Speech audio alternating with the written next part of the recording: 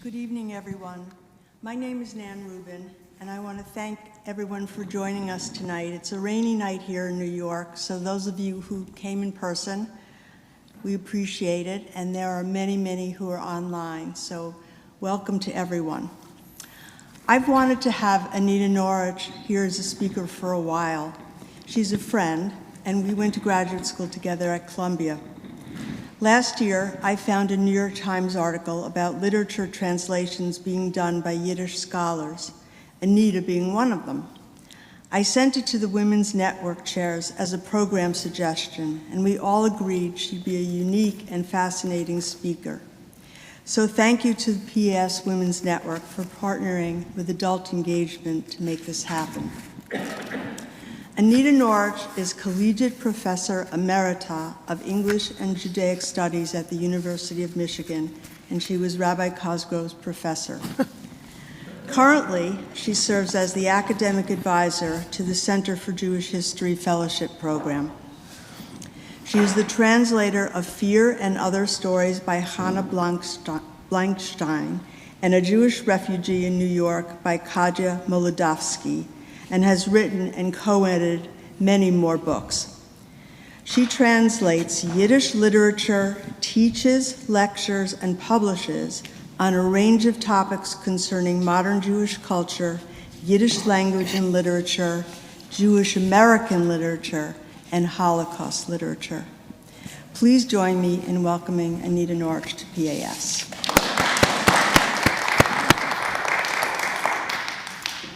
Professor Norich, it's good to see you. Rabbi Cosgrove. So my opening question to you, it's so great to have you, and to Nan Rubin, thank you so much for all your leadership in the community, for bringing in your friend and my former teacher into the hallowed halls of Park Avenue Synagogue, and to you and your family, Nan, thank you for all you do for our community.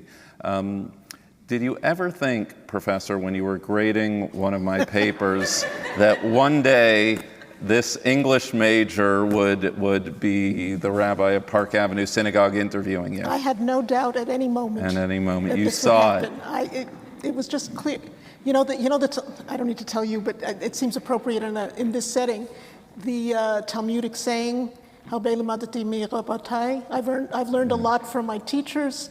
Yep. And more from my colleagues, and most of all from my students.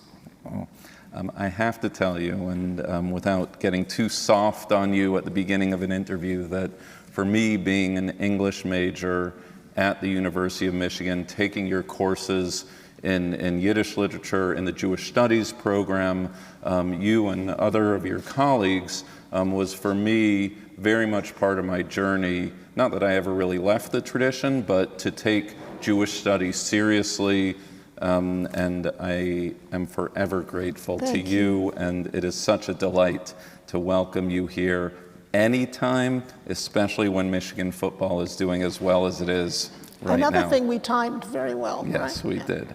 So I don't know if this book, Professor, and I'm going to call you Professor because once my professor, always my professor, but I don't think you assigned this book, but it's a treasury of Yiddish stories edited by Howe and Greenberg. And I'm just looking at its table of contents of all of the stories it contains. Shalom Aleichem, I.L. Peretz, Shalom Ash, I.J. Singer, I.B. Singer, right? All these stories. And what do they all have in common? And what do they all? Yes? They don't have women. There is not one woman author in this collection of Yiddish stories.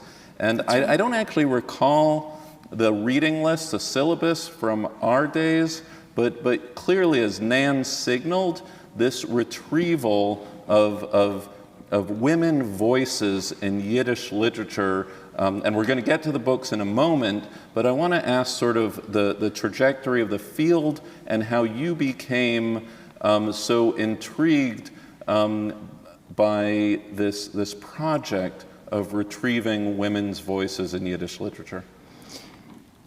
My degree is in Victorian novel, in the history of the English novel from Columbia. And I became interested in Yiddish literature while I was there. And I asked for reading lists in Yiddish literature. I did a minor field on my orals. And I got from a very distinguished and someone I respected and admired enormously, I got a list of about 100 works. And the truth is, I'm embarrassed to say now, it took me 20 years to realize there was not a single woman on it. And all of the courses that I took, all of the courses that I audited in English always had women, and in Yiddish never had women. And then poetry began to be translated in greater numbers, Yiddish poetry written by women.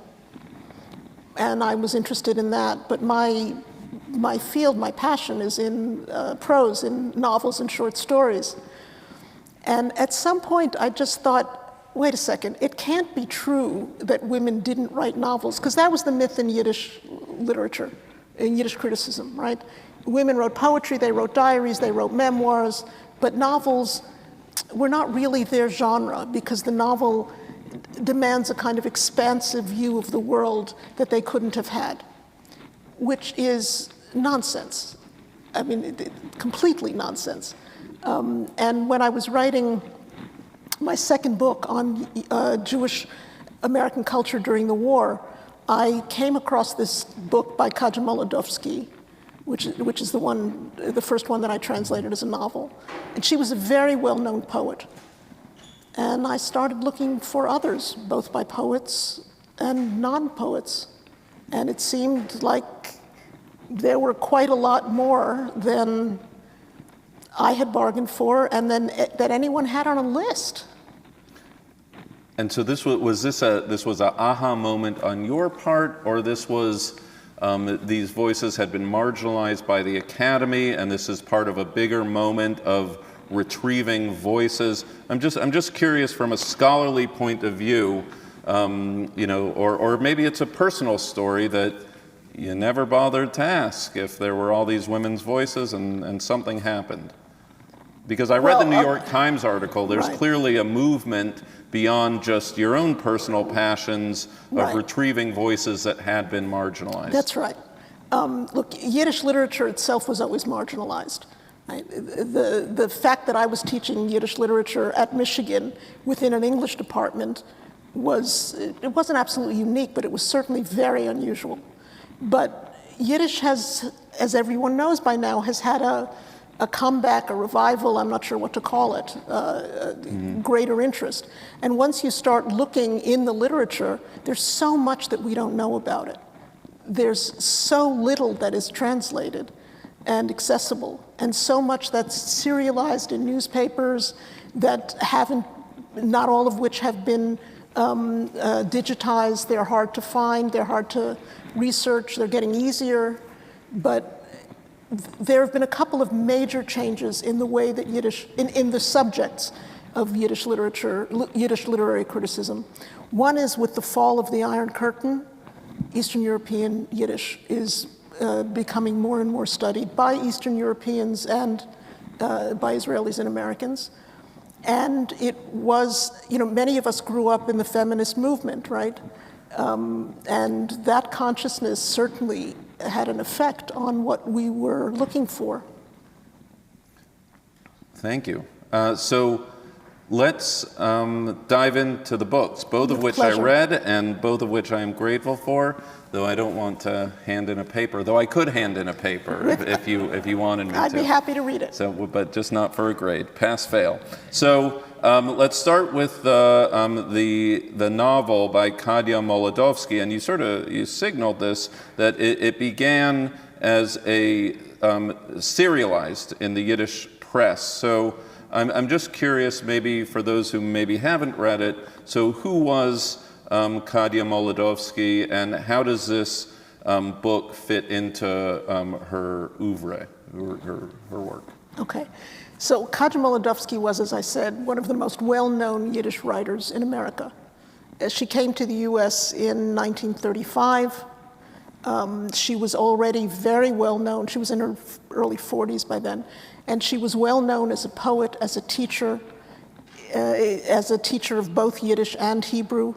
As an essayist, she went on to be the only woman who ever edited a major Yiddish literary journal. She's important.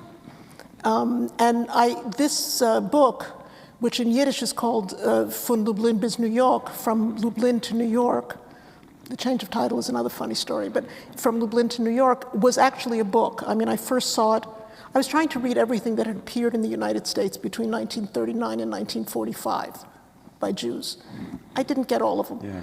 but I did find this book, and it was always in the back of my mind. I mean, I read it, I included it, in a comment in the book that I was writing. So the book long existed. It was The book was initially published serialized. the book was published in 1942. Okay. None of the bibliographies indicated where or when it had been serialized. So that takes some digging. That is, I came to the serialization after I had read the novel in book form, which is not the case with everything that I'm translating now. But it was a novel, it is a novel about, as the English title suggests, a Jewish refugee in New York who comes to Lublin as the war begins. She gets out. She knows that her mother has been killed in the bombing of Lublin when the Nazis invade in September of '39. And she comes to her aunt and uncle and two cousins. And they look at her as, they take her in for a while, but they regard her as an alien in every sense of the word. And there was something about, when I began seriously translating this, we were just beginning with the refugee crisis in the United States. And it just seemed like I was reading in the newspapers things that were similar to what I was reading in the novel. Is that what's behind the title change, that you went from Lublin to New York to a Jewish refugee in New York? Was it a branding question? I didn't actually go there. The marketing people at the press went there because, and I fought it and I was wrong. I'm now, clear about admitting that. The marketing people, I said it's from Lublin to New York, a Jewish refugee in New York, a Jewish refugee, as the subtitle. And the press said, no one's going to know what Lublin means. And I thought, okay, Americans are not great at Eastern European geography, but seriously, they're going to know that this is coming from somewhere to New York, a refugee during the war. How many choices do we have? But they insisted on a Jewish refugee in New York, which was a subtitle, sort of a combination of two subtitles that the work had serialized and in novel form. And I finally realized that they were absolutely right, that I was clinging to some, pure translation idea that doesn't exist. It's so interesting you say that, because there were two books that immediately came to mind when I was reading this. Neither of them obvious, but both I want to share with you, because I thought of, this summer I read American Dirt, which is an ordeal of a Mexican woman leaving her life behind as she was trying to escape. And I was thinking of this immigrant experience, and particularly through the lens of a woman. And as I was reading this, obviously totally different and otherwise, but the resonance of this refugee story in light of what we're all reading in the papers in other communities, whether it's the southern border, whether it's Ukraine, whether it's Syrian refugees. The world doesn't lack for refugees, but the Jewish refugee story is... Well, the Jewish refugee story, you asked whether I'd come to it personally or, purely academically, is one that I come to personally. My family came as refugees after the war. I wasn't born here, which is why my Yiddish is native. And we were refugees in New York. And some of the things that this character, Rivka Zilberg, in the novel is experiencing, the learning of a new language. What does anybody mean when they say the word she? What does that mean? Are they talking about me? Are they talking about my cousin, about my aunt? Who is this? They're pointing somewhere. But all of these words, how they become, and I'm fascinated by language, obviously, how they become part of one's vocabulary when they're completely foreign was something that fascinated me. How do how do you acculturate without giving up everything that you've known? She comes to America and everyone tells her, you have to find a husband because it's easier to find a husband than a job in America. So how do you know what that means? It sounds so, I mean, it sounds weird now, but it's not the experience that she comes with, certainly. Yeah. So I'm going to skip around because you seem to be reading my mind on the questions I want to ask you. But the act of translating this book, because so much of it seems to play off of, it's a little in the weeds, but if you read the book, English words are written in Yiddish ways, right? I just opened to this page, you know, when they had all gone, Mrs. Cushus came back downstairs. It's not important what this paragraph is about, but she learned to do good and work, but what's important is to all of them is hurry up. She spent the day working, got her dollar, and that's all, spelt D-A-T-A-W-L, as if to say, you know, this is an English word in the mix of this Yiddish novel and this Yiddish experience of Rivka, the refugee. And so the author Maladovski seems to be playing off of language as a point of connection and alienation. Exactly. But then you are translating the book into English and then have to signal, I don't know if anyone's following me. He was a really good student. But I was fascinated and I was intrigued by what it was like to translate this book. Okay, so that solution that you just described came in about the 8th iteration of this translation. So you have to understand, this is written in Yiddish with Yiddish characters. I mean, you know, Hebrew letters, Yiddish letters. And she's learning, the character is learning English words which are transliterated into Yiddish. So, which is hard to read anyway. But, you know, when it comes to that's all, she's writing it in Yiddish. So what do I do with the English translation? I can say that's all. But it occurred to me finally, I don't know why it took so long, honestly, but it occurred to me that what I really wanted to do was to give the reader the sense of some sense of the alienation that she herself felt. That is, you know what that's all means. You know what it means when they start talking about cake and I spell it K-A-Y-K. Mm-hmm. It's not hard to figure out, you know, there's apple cake. Right. Well, okay, how many choices do I have? So you learn that this is a foreign word and it becomes part of your vocabulary in the way that it becomes for her. Yeah. So that was actually very deliberate. Right. Not that you need my affirmation, but you did it very successfully. Thank you very much. It was really that choice of language and what the language signaled, what came through very clearly in the art of translation. I just want to say one more thing about this. Please. The way in which Yiddish has often been rendered in Jewish American literature, it's one of two ways. Most commonly, it's a sign of ignorance. It sounds ignorant. You know, Anzi Yezerska, other immigrant writers who try to mimic the Yiddish language are making, it's Yinglish. It's some pidgin language, and it sounds like the people aren't intelligent. That's the most common one. The other one is something I'm sure we read in class, Henry Roth's Call It Sleep, yep. Right? Where the Yiddish is elevated. You know, it's poetic. It's not what a 5-year-old boy says to his mother, and it's not what a mother says to a 5-year-old boy. And I was trying to include the foreignness without letting people laugh at it. Yeah. The other book that I thought of as I was reading it was The Diary of Anne Frank.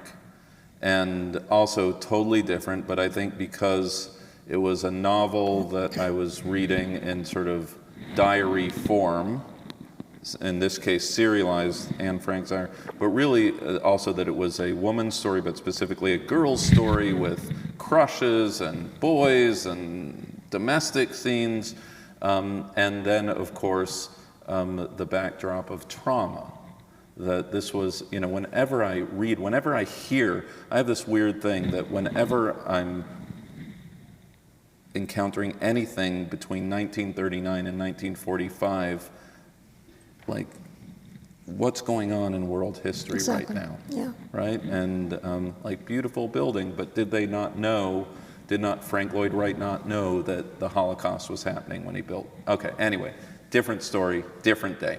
But to this, right, she is emigrating, she's a refugee in New York, Rivka, and her mother has been killed.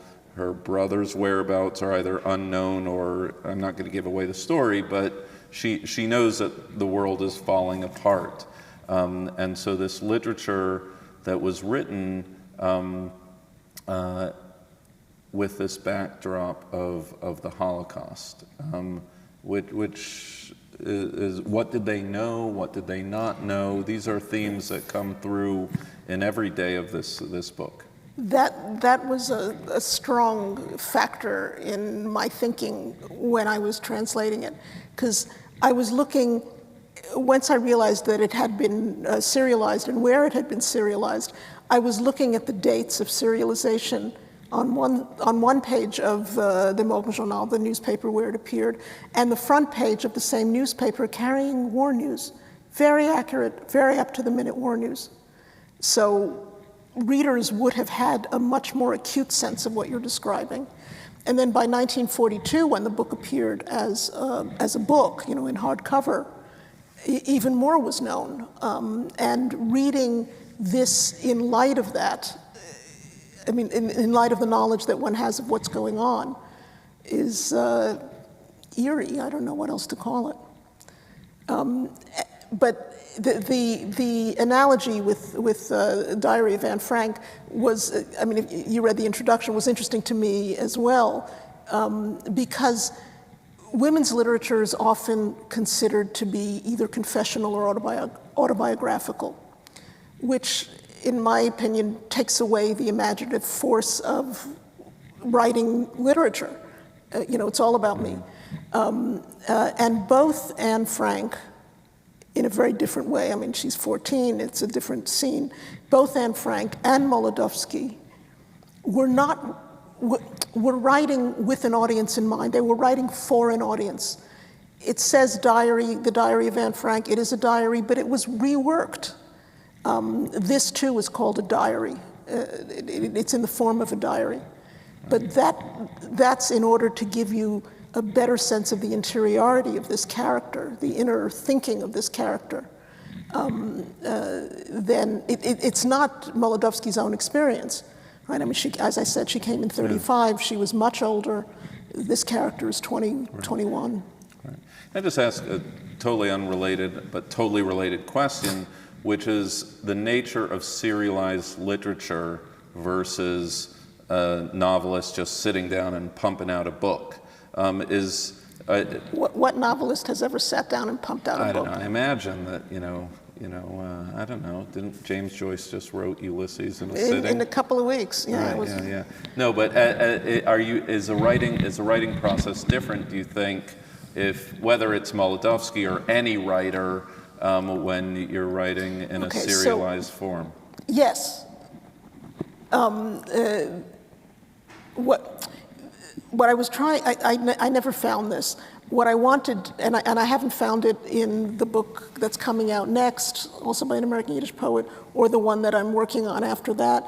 I wanted to find the manuscripts to see how many times things were edited and changed, and whether the work was completed when these women started sending in pieces of it. And I can't find the manuscripts. So it's not clear whether she was writing, it doesn't read like she was writing day by day, but whether she had the whole novel mapped out in her head before she began publishing, or whether it continued, whether it developed as she was writing and publishing, whether it developed in a different direction. Maybe it's a fascinating question. Events were taking place. Yes, that's what I was trying to find. And there are some things in Yiddish literature we're not going to get to the bottom of. So I want to ask 2 more questions. We will open it up for questions from the community, but I'm having fun right now. So again, not to give away any of the book, but one of the love interests of Rivka was a person who had made Aliyah to, was a refugee in pre-state Palestine. Right. And one of the threads of this novel is the fate of that relationship. And I couldn't help but think that this was code for sort of a bigger emigration story of the refugees, and which actually, as I read the introduction about Maladovski's own life, of the tension between, do I live in the Golden Medina or whatever we want, New York, or do I emigrate to pre-state Palestine, and that it was being personified by these figures. She tried to move to, Maladovski did, tried to move to Israel after the creation of the state, and was there for about 3 years, and came back largely because her father was here and ill, but also because she was told not to speak in Yiddish in public. And she was writing in Hebrew and in Yiddish. She was teaching in both. But for a Yiddish writer in the Jewish state, this whole the rest of that whole story. It's a long story. But one thing I do want to say, there's this book. There's the other one, the short stories by Hannah Blankstein. There's the one that's coming out, which is by Celia Dropkin, another famous poet. And the one after that, all of them have love plots, right? All of them have love plots, and I would say that all of the love plots are beside the point. That is, is she going to wind up with the pioneer who went as a refugee to Israel, to Palestine, and wants her to come?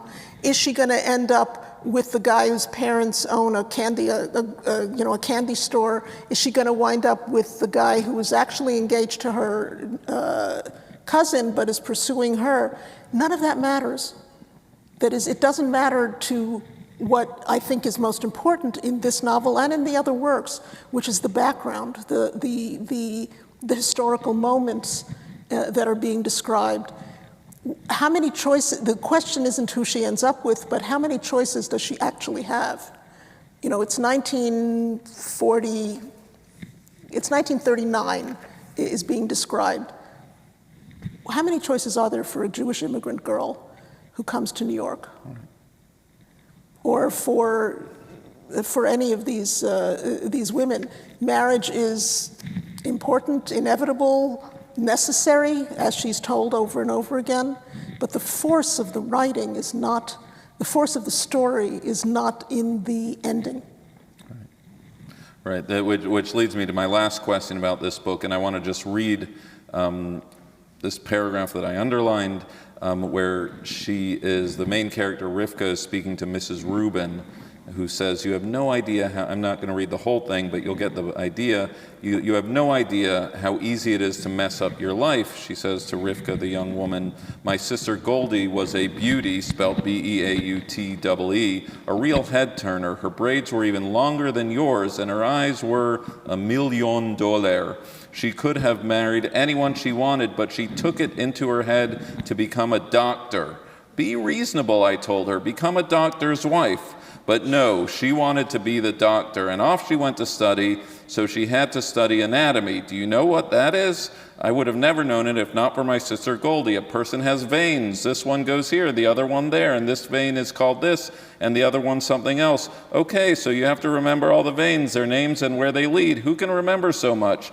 She would sit in her anatomy book and study those veins all day long. Summertime, when the rest of us went near the river, she would sit with her veins. She ruined her eyes and her braids grew shorter. By the time she figured out what was happening, it was too late. Okay. But you can hear the sarcasm in that. You can hear Maladovski's disavowal of that position. Well, this is exactly what I am. And right, she was left with anatomy and forgot about marriage. May you be spared such a fate. Right? So I mean, so you're saying that ultimately, and that's, I mean, just. Yeah. So Maladovski is aware of that voice as spoken to Rivka, and it's an inner critique of that voice of the paucity of options. These women were well aware of what was expected of women, of what the conventions were, and many of them, not all of them, but many of them, not so much fought against it, but ignored it or revealed another side, another opportunity, another option, other options for women. All right. So let's turn to, I believe, the newer book that's translated by Hannah Blankstein. And this one is, I have to tell you, you didn't write it, so I don't need to be overly self-conscious. It was a tougher book for me to read. The writing is a little more dreamlike, modernist. It's a collection of short stories. So it actually, I had some post-traumatic memories of being an English major, of trying to muddle through literature you assigned me. Thank you. But what is one of the fascinating things is the story of this book and how it was found. So tell us a story of this book. This book, as I've often said, and it sounds much more, it doesn't sound like me, but this book is the only thing that I've ever done that feels like Tchiat HaMetim, like resurrection of the dead. I know Yiddish literature, dead, dying, what everybody says about it. Who ever heard of Kajal Maladovski? Who heard of Celia Dropkin? Who's coming out? Who heard of these women? But this one, nobody heard of.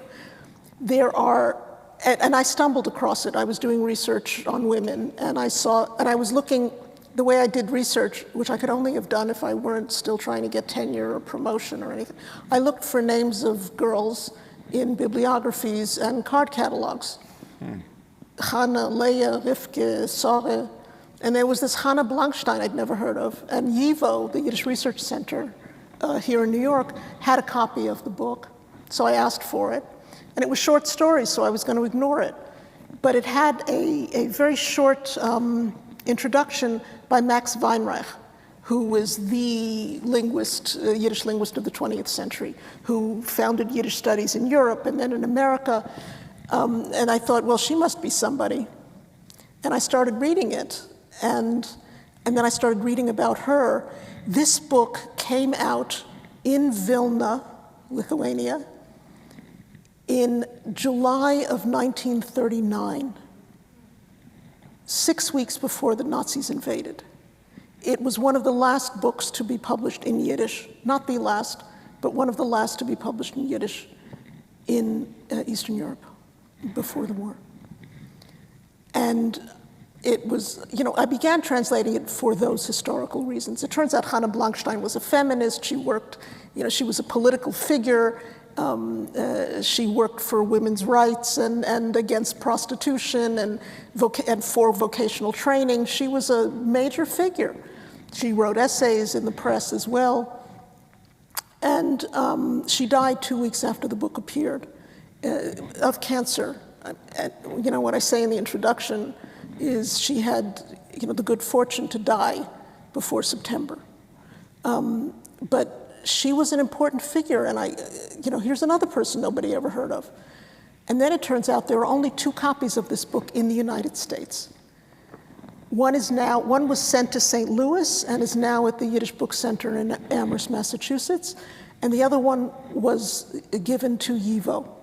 And they're signed, this is more information than you need maybe, but the one in New York is signed by a man named Hirsch Abramovich, and it's signed in 1943.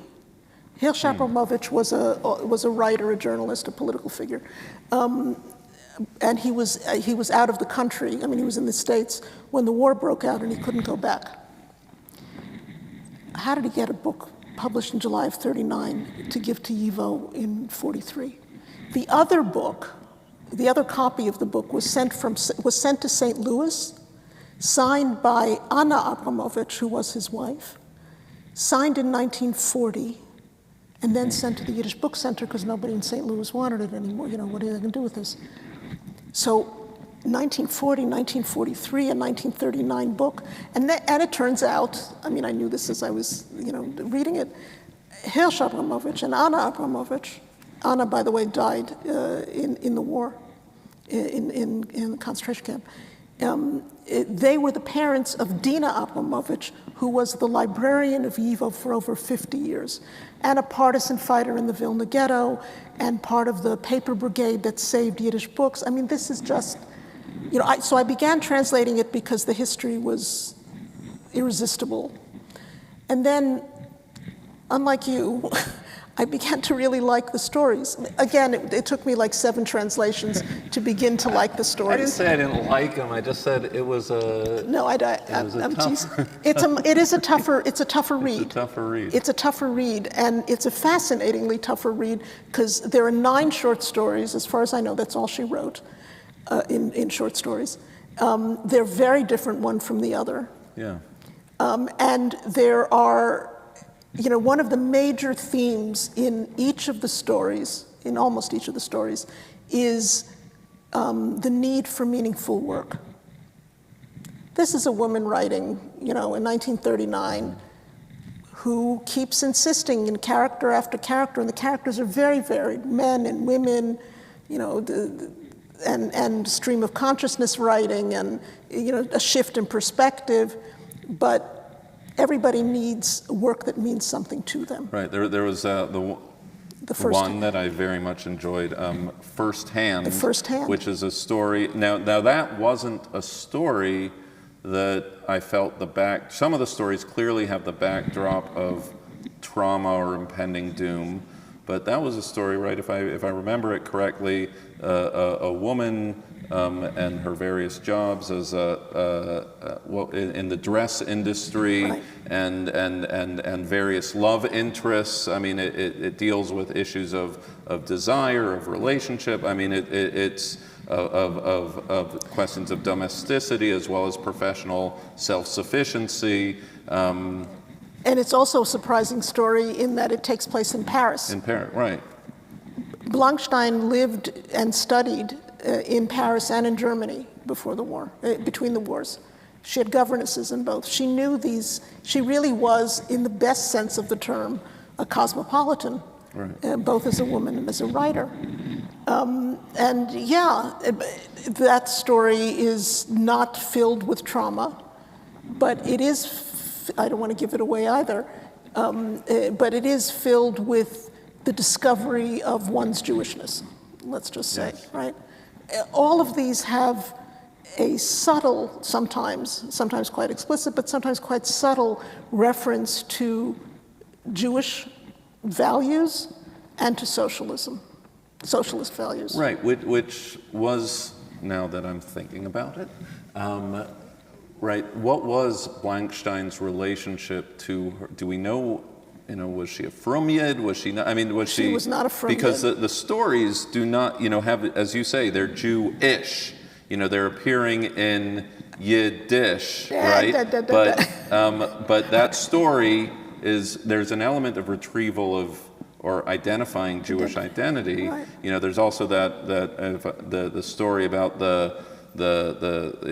based in the Soviet era of the Soviet Jewish general, right? Do I have this right? He's not a general, but he's a party official, a high up. An official, and the granddaughter of a Hasidic Rebbe, right? But it's the secularism and the religiosity. It's all there in the Cholent. This is the period. This is the period, right? A communist official who's in love with a Hasidic granddaughter, the granddaughter of a Hasidic Rebbe, who insists on a chuppah and a rabbi, and he is completely against this. It's illegal by now, anyway, to have religious rituals. But he loves her, he loves her, she loves him, but she will not move from that Jewish position. And eventually he has to give in. That's giving away the story, but it's okay. Because again, that's not the point of the story. Right. The point of the story really is, I think, the conflict. And Blankstein has a resolution that is a Jewish resolution, right? I mean, a quite firm one. I just want to take if I may, a step back from the Jewish. Yeah, and well, the I want to Yiddish. point that out because someday this dialogue will be on podcast, and people will not be able to see the way you convulse when I didn't said convulse. Jewish. So tell me why that body language betrayed an objection to me and my characterization of this literature. We're not in class now, right? We are okay. not in class. Okay. I have my diploma. You can Okay. say what you want. No, this is my issue, not yours. Yiddish and non-religious Jewish anything are often linked inappropriately, in my opinion, in order to denigrate them, in order to say they're not, well, yeah, it's in Yiddish, but what's Jewish about that? I mean, they're writing, the novels I'm translating, they're writing about abortions, they're writing about sex, they're writing about desire, they're writing about things that are not intrinsically Jewish values, let's say. And Jewish always means that it's not Jewish enough. And I'm resisting that a little bit. Wait, but I want to push. So, but this line, I mean, so clear. All Yiddish literature, it's almost like a logic thing, right? All Yiddish literature is not necessarily Jewish literature, or is it? By definition, if it's a Jewish writer writing in Yiddish, is it Jewish? Why is that a question? I'm just asking. I'm just schmoozing. No, here. I'm just wondering because you say it's using Jewish themes. Okay. There was a group of wonderful modernist Yiddish poets whom we read in class in New York called the Insichisten, the introspectivists, right? The introspectivist poets, who were asked this question, what makes you a Jewish poet? You're writing about the self and about your feelings, and it doesn't have anything to do with history, with our past, with our values necessarily. And the answer was, I don't have to prove I'm a Jewish writer. I'm writing in Yiddish, it's enough for me. And it should be enough for you. I don't mean you, I mean the audience. I don't have a problem with calling this, on the contrary, I don't have a problem at all with calling this Jewish literature. I don't understand the problem. I know that there are those who see some Jewish American literature and wonder what's Jewish about it, but that's another class, another discussion. All right, I'm going to ask one more question, and then we're going to open it up to any questions people have, but I can keep doing this all night. So the last sort of contemporary cultural reference I thought of in reading one of the short stories, director Vollmann, yes, was Leopoldstadt. Have you yes. seen Leopoldstadt? I did, I saw it recently. So again, without giving it away, but we know how all these stories end, That's right. Unfortunately, which is the notion that things can't get that bad, right? Like, is the bottom really going to drop out? And for me, in that short story was, the sort of the presence of, the hammer coming down of what we ultimately know would be the fate of European Jewry, told by way of this one individual. And having just seen Leopoldstadt, which is also part of that play, I'm just wondering, of Blankstein's awareness, how you read her awareness of what's about to happen to European Jewry. Look, nobody knows, nobody in July of '39 knows what's about to happen to European Jewry, but everybody who's reading and conscious in July of 1939 knows what the situation looks like, right? I mean, it's not 33 when Hitler comes to power, it's not the Anschluss, it's not, it's after both in Poland and in Germany, anti-Semitism is palpable.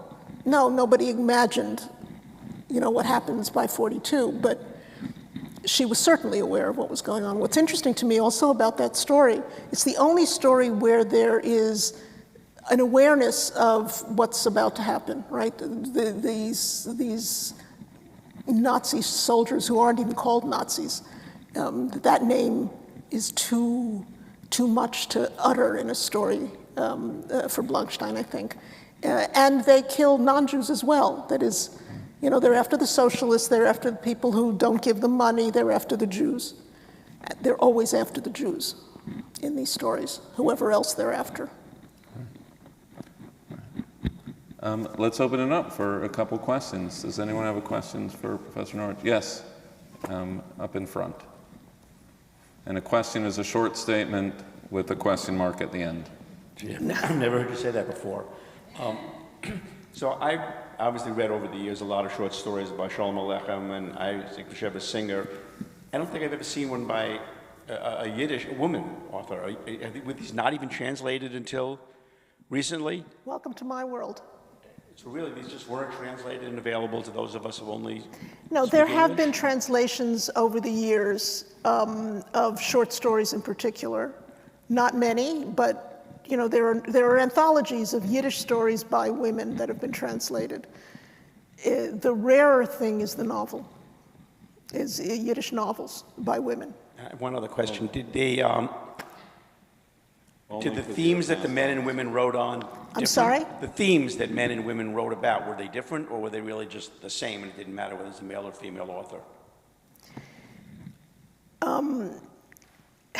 When Nan and I were in graduate school, we were reading essays that were called things like writing like a woman, reading as a man, writing as a man, reading like a woman, as if,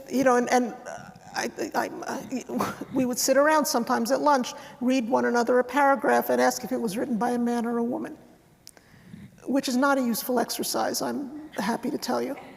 Because it was a crapshoot. Either it was or it wasn't, and it didn't matter. So this is a long-winded way of saying they were experiencing the same world historical events. So the women, like the men, are writing about war and revolution and acculturation and emigration and discrimination and economic need.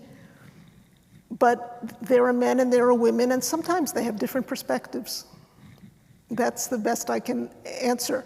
It is true, however, that the women that I've been reading in the novels and the ones that other people are translating are much more willing, even eager, to talk about things that have to do with women's bodies. That is to say, abortion, right? How many children can I have in this slum? How many people can I afford to feed here? And even about rape and about violence against women, and also about marriage and children. But I don't yet have enough of a bibliography to make a general statement about men and women writing. But it's a great question. Second, yes, in the hat, please. Some of the women you've described as Hannah Blaustein, for example, as having been important intellectual figures in their time and well-known.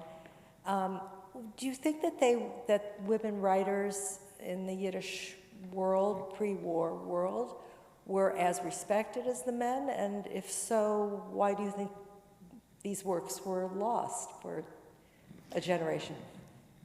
The answer to the first question is probably no. They were published, they were not as widely published, and they were more often serialized than published as books. Again, not always, it's not a rule by any means. This is being recorded, so I'm being a little careful here. what I'm willing to say. They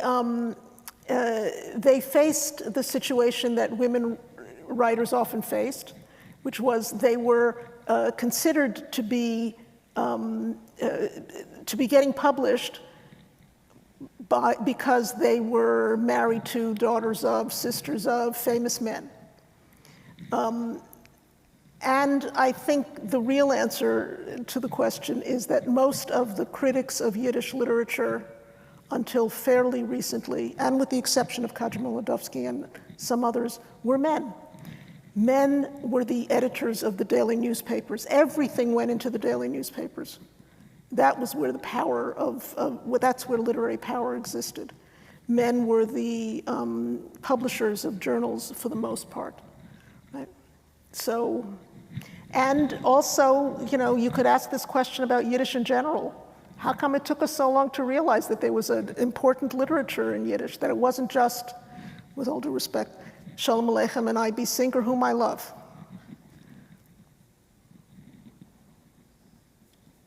Yes, please. Wait for the microphone. In light of what you just said, how many women wrote, as in English novels too, how many women wrote as though they were men with pseudonyms? Oh, that's a very interesting question, because in Yiddish it's the opposite. Not with novels, but yes, you're absolutely right, of course, that in Western Europe, women sometimes took men's names in order to be published. In Yiddish, men sometimes took women's names in order to be published in two instances. I don't mean two examples, in two kinds of cases. One was if they were writing poetry, because poetry was a woman's genre. Love and sentiment and all that stuff, that's the girl stuff. So two of the very well-known, famous Yiddish poets, Yankiv Gladstein and Moshe Leib Halpern, submitted a poem to a publisher.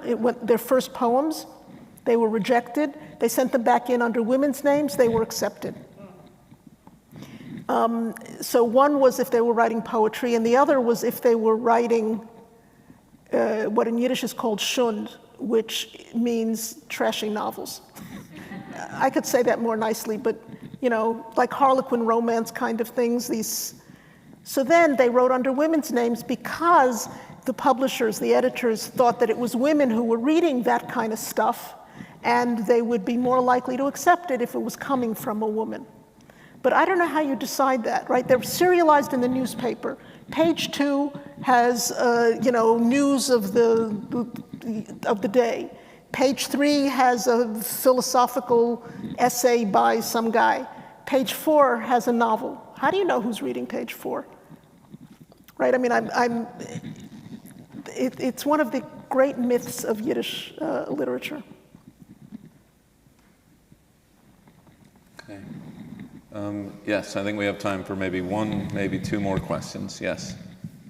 Does anybody, men or women, write in Yiddish anymore, and what's Yes. the future of the Yiddish literature? The future is now. That's what I've been training to say. Yes is the answer to the first question.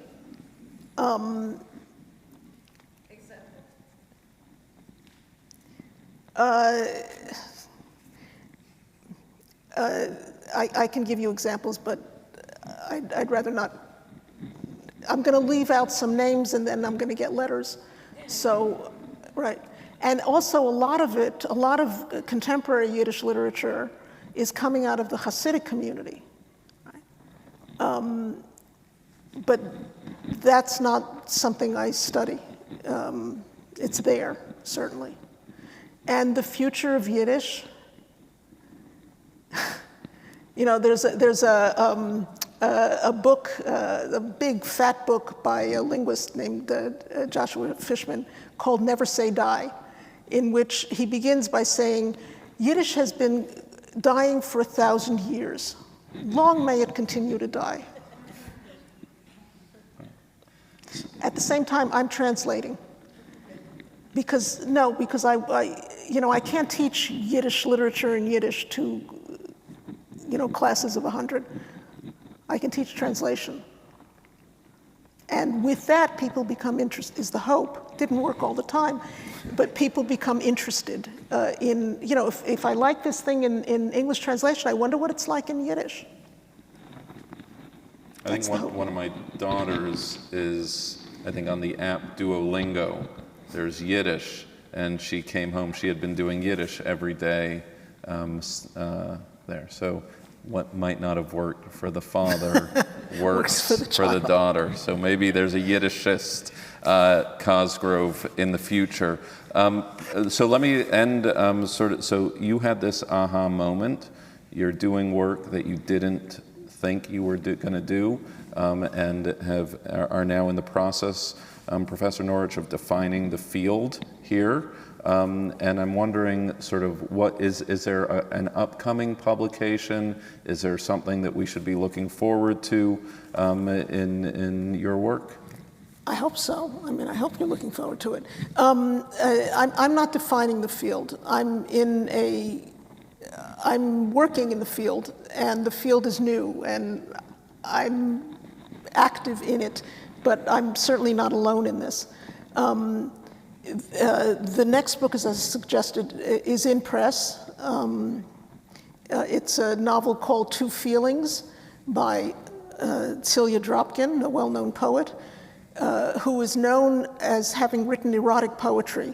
And the two feelings, I'm not giving anything away, the two feelings of this novel are that she's really in love with her husband, who's an upstanding, wonderful man, but the sex is a lot better with the lover. So what do you do with that? The one after this, which I'm working on near completion, but not complete by any means, and only the first run, is another novel by a woman who was part of the Yiddish poetic circle called the Junge, the youth.